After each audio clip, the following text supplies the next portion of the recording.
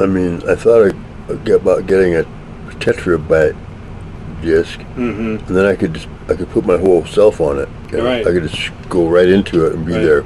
My whole this is Greg right here. And when you wanted to go to bed at night, you could just turn yourself off. Yeah, I could put myself into sleep or shut down Yeah. mode, or I could just leave myself running all Well, you night could. in case anything interesting happens.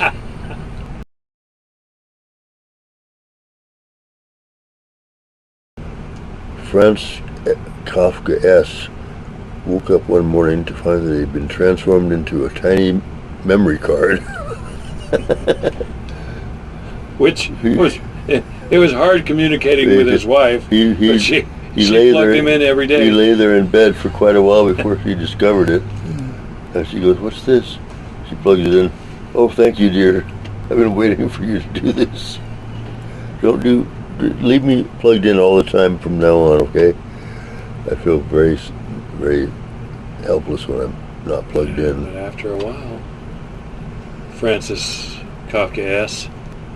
started to fill up. His wife didn't find a lot of use for him anymore. Right. His memory is not what it used to be. It's full. Can't you delete some of his memory? What? Delete memory? I never heard of such a thing. Well, you never heard of a memory card either until this story was written.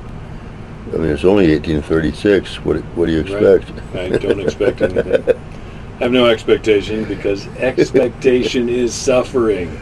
Okay, I like the idea of eating lunchtime and going somewhere and maybe taking pictures. Okay, let's do that. Lunchtime.